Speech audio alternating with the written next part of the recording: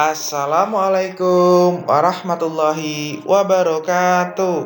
Halo Soli, bagaimana kabarnya hari ini? Insya Allah kalian dalam keadaan yang sehat dan baik-baik saja ya. Nah Soli, kali ini kita akan belajar tentang tema 3 benda di sekitarku. Subtema 3 perubahan wujud benda. Mapel Matematika KD 3.7 tentang satuan berat dan waktu. Sorry, sebelum kita mulai pembelajaran kali ini, alangkah baiknya kita membaca basmalah bersama-sama terlebih dahulu ya. Bismillahirrahmanirrahim. Nah, sorry, seperti apa pembelajaran kita kali ini? Check it out. Nah, Soli, untuk yang pertama kita akan belajar tentang menyelesaikan permasalahan sehari-hari tentang berat benda. Nah, ada beberapa hal yang perlu kalian perhatikan. Yang pertama, bacalah soal dengan seksama terlebih dahulu. Jadi kalian ketika membaca soal tentang berat benda, kalian harus teliti. Yang kedua, gunakan alat ukur timbangan yang sesuai. Yang ketiga, hasil penimbangan berat benda biasanya dinyatakan dalam satuan kilogram, kemudian gram, kuintal, atau juga bisa dengan ton.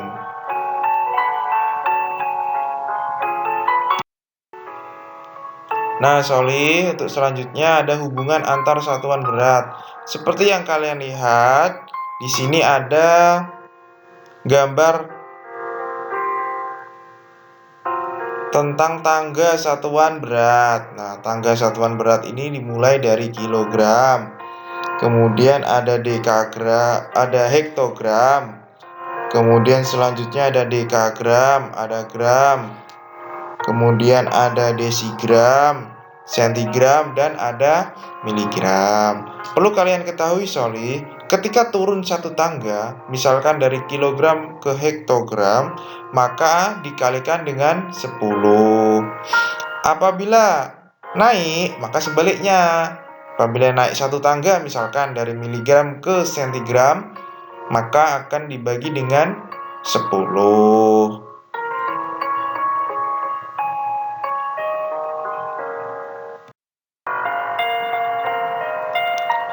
Nah, Soli, selanjutnya ada kesetaraan satuan berat. Ini kita mengingat kembali ya.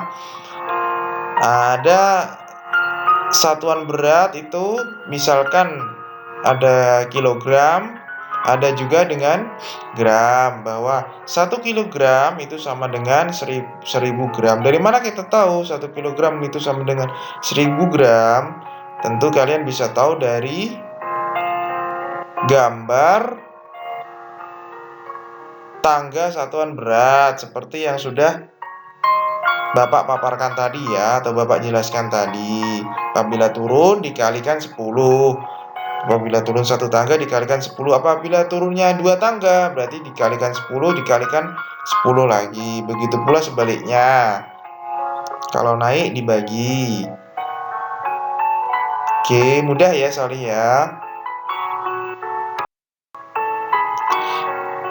Baiklah Soli, selanjutnya ini ada soal di mana ada 2 soal ya. Soal pertama, 1 kilogram 110 gram itu sama dengan berapa gram? Soal yang kedua, 2 kilogram 20 gram itu sama dengan berapa gram? Nah, caranya itu mudah ya Soli. Tentu yang kilogram diubah dulu menjadi gram, kemudian selanjutnya tinggal ditambahkan saja. Nah, seperti ini Soli. Ini kita jawab soal yang nomor pertama ya. 1 kilogram seperti soalnya itu diubah jadi gram. Nah, 1 kilogram sama dengan 1000 gram. Maka 1000 gram ditambah 110 gram sama dengan 1110 gram. Nah, yang kedua sama juga. Soalnya 2 kilogram ditambah 20 gram. Maka yang 2 kilogram diubah jadi gram dulu. Sama dengan 2000 gram. Dimana 2000 gram ditambah 20 gram sama dengan 2020 gram. Mudah ya Solih ya.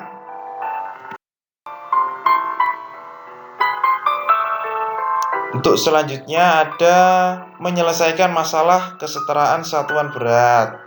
Saat menyelesaikan soal kesetaraan satuan berat, kita perlu memperhatikan satuan berat yang terdapat pada soal. Jika satuan berat yang digunakan belum sama, maka kita perlu menyamakannya terlebih dahulu. Seperti yang Pak Sukma tadi lakukan ya, kita menyamakan satuan beratnya dulu. Tinggal yang ditanya apa? Bila yang ditanya gram, maka kita ubah dulu menjadi gram. Kalau yang ditanya kilogram, ya kita ubah jadi kilogram. Seperti itu ya, Soli. Nah, Soli, ini ada soal ya. Ayo selesaikan permasalahan berikut. Ibu berbelanja ke pasar. Ibu membeli 10 kg lebih 200 gram tepung dan 3 kg lebih 800 gram. Berapa kilogram semua belanja ibu? Nah, cara jawabnya mudah. Yang pertama kita tambahkan yang satuan beratnya sama terlebih dahulu. Ada 10 kg, satuan beratnya yang sama 3 kg. Kita tambahkan 10 kg ditambah dengan 3 kg sama dengan 13 kg. Selanjutnya, ya, yang gram ditambahkan dengan yang gram. 800 gram ditambah dengan 200 gram sama dengan 1000 gram. Nah, yang ditanya berapa kilo semua belanja ibu, maka diubah jadi kilo. Yang 13 kilo karena sudah kilogram tidak perlu dirubah lagi. Sedangkan yang 1000 gram karena yang ditanya kilogram, maka diubah jadi kilogram, dimana 1000 gram sama dengan 1 kilogram. Maka tinggal ditambahkan saja, Soli. 13 kg ditambah 1 kg sama dengan hasilnya 12. Ini salah ya, yang benar hasilnya 14 kg ya. Hasilnya yang benar 14 kg walaupun yang di layar 12 kg. Tipe ya, Soli ya. Yang benar adalah 13 kg ditambah 1 kg sama dengan 14 kg.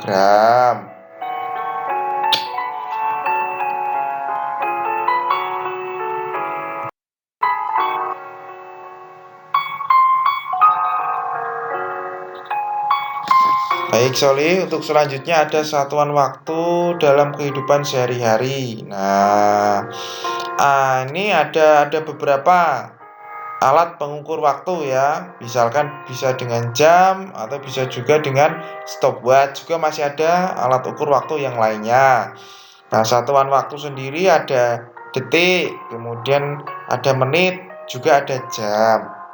Perlu kalian ketahui, Soli, bahwa 1 jam itu setara dengan 60 menit. Ya, 1 jam setara dengan 60 menit. Di mana 1 menit itu sama dengan 60 detik. Dan 1 jam itu sama dengan 3600 detik.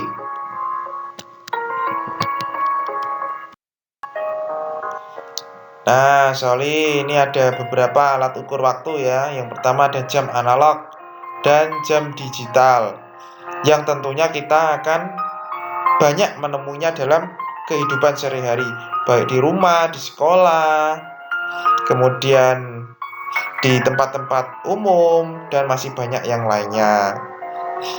Nah, jam digital dapat digunakan untuk menunjukkan waktu hingga ke satuan detik. Jadi selain jam, menit juga dapat menunjukkan satuan detik. Oleh karena itu, jenis jam ini menunjukkan waktu yang lebih akurat dibandingkan dengan jam analog. Nah, yang atas yang bentuknya lingkaran ini adalah jam analog, sedang yang bawah ini adalah jam digital. Nah, Soli, selanjutnya ada jam pasir. Nah, jam pasir ini biasanya digunakan untuk mengukur lama waktu tertentu, misalkan jam atau menit. Nah, jam pasir ini banyak digunakan pada zaman dahulu, zaman waktu tradisional. Akan tetapi untuk saat ini jam pasir sudah jarang atau bahkan tidak digunakan karena lebih banyak menggunakan jam analog atau jam digital yang lebih praktis. Namun ada juga yang masih menggunakan jam pasir, tapi sangat sedikit sekali. Malahan jam pasir itu kalau untuk zaman sekarang ini hanya dijadikan koleksi barang antik ya. Nah, selanjutnya Soli ada stopwatch. Nah, stopwatch sendiri biasanya digunakan untuk mengukur lama waktu suatu kegiatan berlangsung. Nah, bisa digunakan untuk mengukur waktu lama berlari, kemudian waktu bisa lari, bisa lama waktu berenang. Misalkan ada lomba renang, dihitung berapa lama waktunya, dan masih banyak yang lainnya. Biasanya stopwatch ini digunakan untuk perlombaan, kemudian untuk mengukur waktu pada saat olahraga, dan masih banyak lagi. Nah, sorry, cukup sekian pembelajaran kita kali ini. Insya Allah akan kita sambung kembali lain waktu. Apabila ada salah-salah, mohon dimaafkan. Wabillahi taufiq wal hidayah. Wassalamualaikum warahmatullahi wabarakatuh.